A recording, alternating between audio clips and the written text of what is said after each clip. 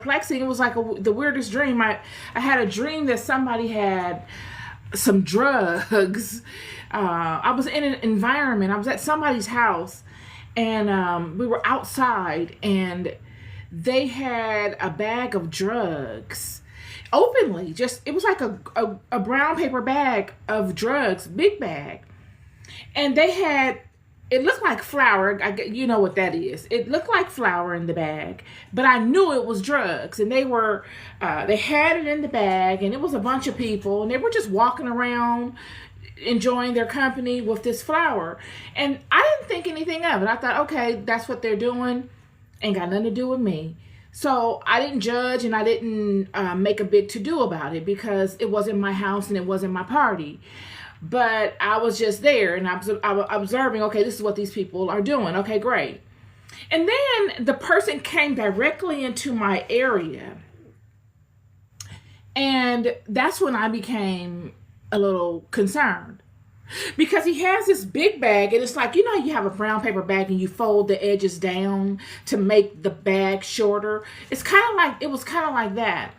And he came directly up to me, and then he begins pouring more of this white powdery substance into the bag. And you know, when you pour flour in a bag, it begins to get into the air.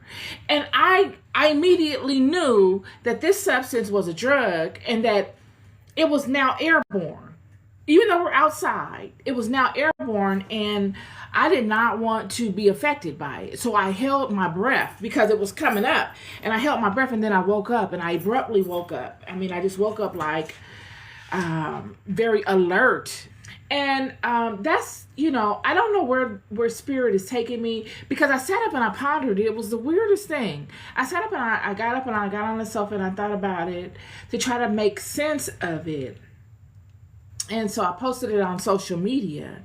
And what I posted was, you know, what I just conveyed to you and what I feel about it, and the fact that even though I was in that environment, it wasn't my job to judge those people. It's not my job to try to convert anyone while in that environment. I don't believe that was my job. I believe my job was to be who I am, represent who I am, and be consistent in that representation, regardless to where I am and who I'm around.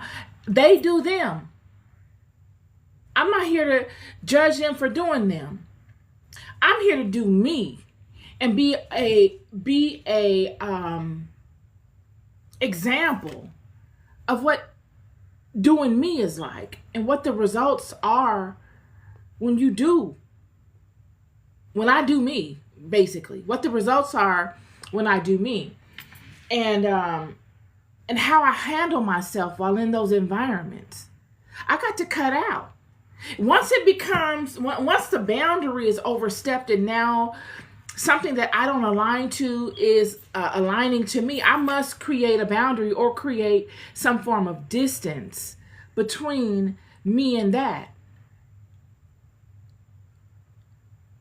And that's kind of, I don't know where spirit is taking me on this podcast. I had in mind to come forward and speak to Uriah the Hittite. It was on my spirit yesterday. I was preparing to come forward and speak to this today, and how you got to lead by example. And then I had this dream.